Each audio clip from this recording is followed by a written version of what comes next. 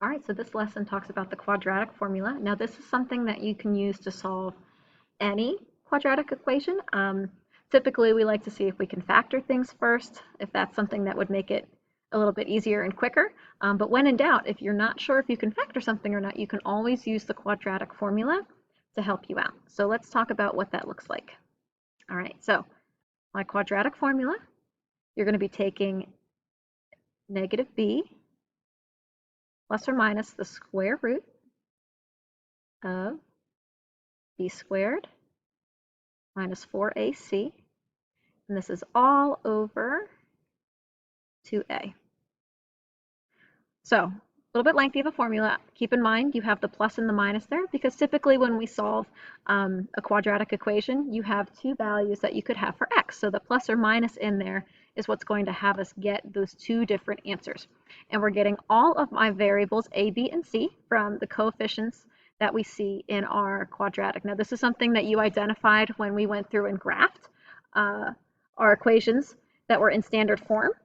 You're going to be doing the same thing to find a, b, and c here. So let's give it a shot. Okay, so first thing we want to do is we want to get everything over onto the left-hand side. So let me just add 3x over here.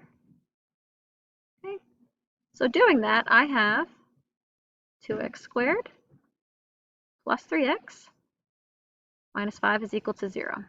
So you want to make sure that you get everything together on one side first before we go through and identify.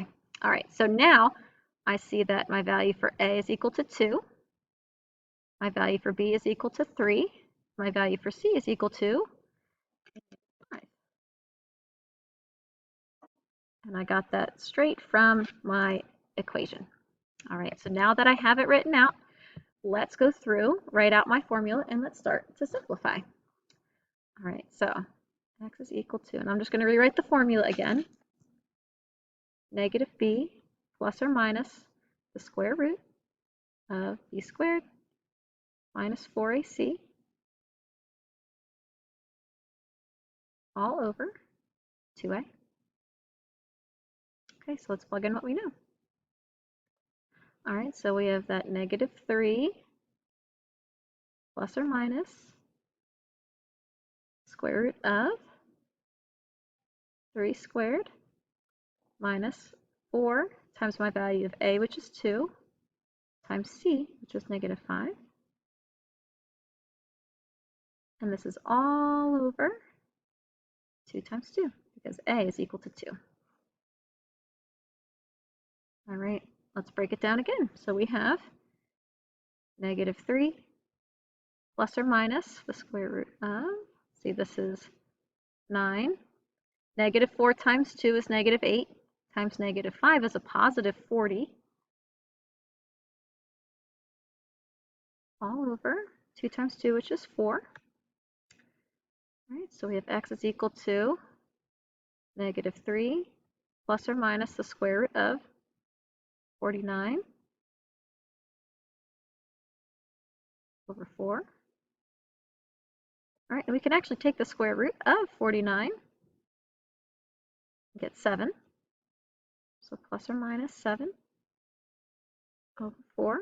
And let's think about what that looks like if I were to actually go through and simplify this out. All right, so I would get, I'll do one of them over here. So x is equal to negative 3, let's do plus 7 over 4. And then, or we could have x is equal to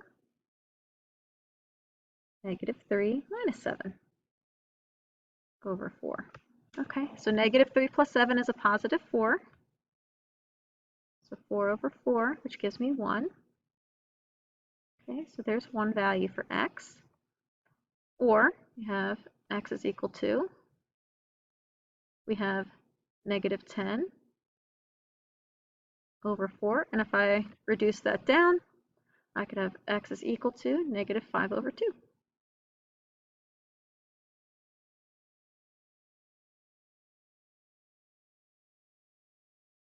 This simplified nicely when we went through and calculated the square root of 49. We did get a nice whole number as our answer. We did get 7. Now, if we had gone through and if we were not able to take the square root of this number and get a nice whole number, we would just simplify the square root down as much as we could, but we wouldn't turn it into a decimal because you don't want to have a decimal in over a fraction. That's not going to look nice. Okay, so let's try the next one. Okay, so here we have everything over on the left-hand side, which is great. So let me go through. Oops, my pen size a little bit bigger. Okay, so let's identify A, B, and C. We have, oh my, and we have A is equal to 3, B is equal to -4, and C is equal to a -2. All right, so I'll write it out. So x is equal to -b plus or minus the square root of b squared minus 4ac. That's all over 2a. All right, let's plug in what I know. So we have a negative b, and b is actually a -4, so you're going to see that that's actually going to change its sign. Plus or minus the square root of -4 squared minus 4 times our value of a, which is 3, times c, which is -2. This is all over 2a. Okay. Here we're just simplifying. So I have minus a -4 becomes a +4, plus or minus. I'm going to start to simplify the stuff in here a little bit more. All right, this is a +16. -4 times 3 is -12. Times -2 is a +24. This is all over 2 times 3, which is 6. So x equals 4 plus or minus the square root of 40 all over 6. Now, this is something, the square root of 40 is not a perfect square. So meaning I'm going to have to break down the square root of 40 into a simpler radical. All right, so thinking about my perfect squares, I have 4, 9, 16, 25, 36. Everything else is going to be above 40. So I want to look for a factor of 40 that is within this list. And the number that jumps out to me is this one.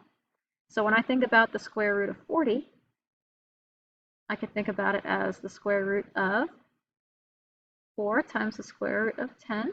And since I can multiply radicals this way and still have it represent the same thing, the square root of 4 becomes a 2. And that would be my square root of 10. So I'm going to replace this over here. So now I have x is equal to 4 plus or minus 2 times the square root of 10 all over 6. Lastly, can I break anything down with this denominator? So I see that now that I have this number out in front here, I can actually simplify this. All right.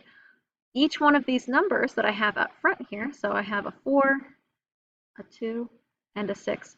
Every single one of those numbers can be divided by 2. So let's go through and do that. So 4 divided by 2 is 2. We have plus or minus. 2 divided by 2 is just 1, so I can just write this as the square root of 10. And 6 divided by 2 is 3. And since we have the square root here, I don't have to go any further. I can just leave this simply as my answer. And I can do that because the square root of 10 is not perfect. So we just want to leave it as an exact answer with the 10 inside the square root. Let's try our last example. And this we have is equal to 0. All right, so we see that a is equal to 5, B is equal to 6, and C is equal to 1. All right, so x is equal to negative b plus or minus the square root of b squared minus 4ac all over 2a. So we have negative 6 plus or minus the square root of 6 squared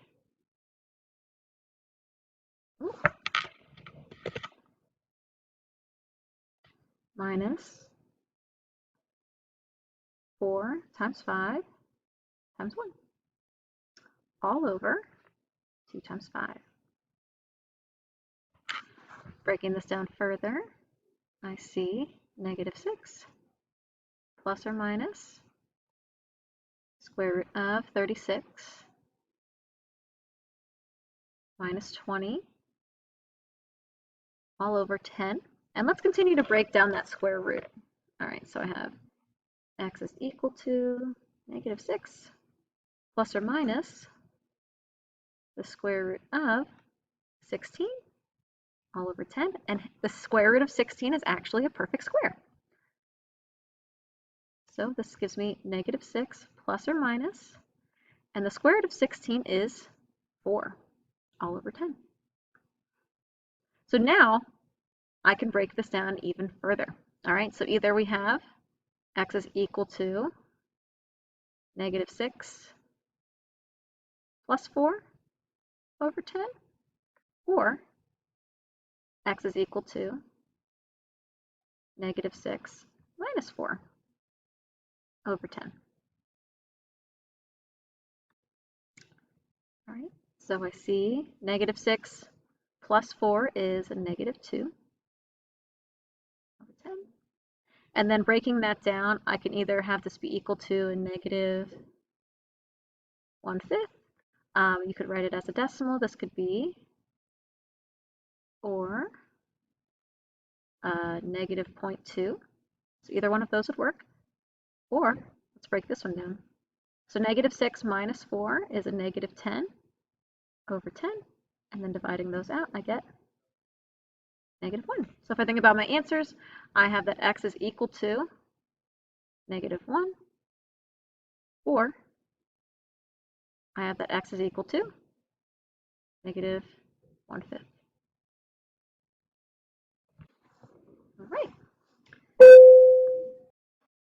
Last part of this section is to talk about the discriminant. So this is when you are taking a look at what is underneath the radical sign. So when we think about in the formula, we said we have negative b plus or minus the square root of b squared minus 4ac. Okay? That is referring to this part. Okay? So when we focus on that part, the b squared minus 4ac, when that value is going to be greater than 0, that means we have two real solutions, meaning numbers that are positive and totally able to be figured out. All right. Now, when we have that it's specifically equal to 0, okay, that means we'll be taking negative b plus or minus 0 over 2a. So when I think about that, if I'm adding or subtracting 0, there's really nothing to that. So really, that would be my answer. So the negative b over 2a, that's just one real solution. And now here, we won't really talk too much about this. When we have something, when we simplify that it's less than 0, that's going to be something that we call an imaginary number. And we won't get much into that today. Let's say, for example, okay, if we had a negative 4 under there, we can't take the square root of a negative number without something being imaginary in there. So that's all I really need you to know about this, is that if it's less than 0, you are not going to have a real solution at all. Okay. So if I take a look here, all right, I'm looking at my discriminant.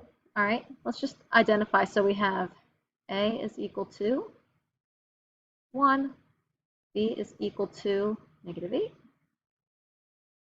and c is equal to negative 1. All right, so my discriminant, that is the part underneath the square root.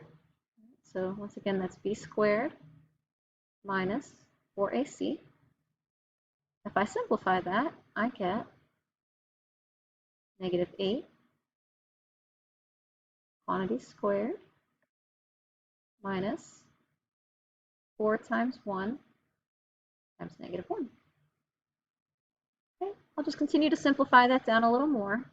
So this gives me a positive 64 since I'm squaring the 8, and then negative 4 times 1 times negative 1 is a positive 4.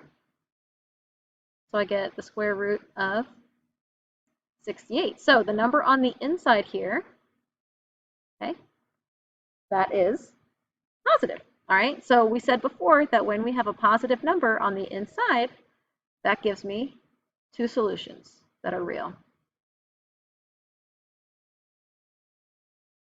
And put the word real in there. Okay. All right. And then my discriminant is equal to 68. Okay. All right. Let's take a look here. My next one. A is equal to 4. I have B equals negative 4, and C is equal to 37. All right. So my discriminant, negative B squared. Oh, sorry. Just kidding. That's just B squared minus 4AC. All right, so I'll simplify that down. So we have the square root of negative 4 squared minus 4 times 4 times 37. And already, oops, there's a bell. Okay, already I'm seeing that there's going to be a bigger number being subtracted here. Okay, so this is going to give me a positive 16. All right, then I have 4 times 4, which is 16. All right, I'm going to be subtracting 592 here. All right, and then simplifying that down. Okay, I'm getting a negative 576. Okay, so my number here we're seeing is that negative 576. I'm not doing anything beyond with that. And then what we're seeing is there would be 2 imaginary solutions, and that's all we're going to go with there. My thing would let me type. Okay. And remember, it's imaginary if the number on the inside of that radical is negative, because I can't go through and take the square root of a negative number and still have a real solution. All right, that's it.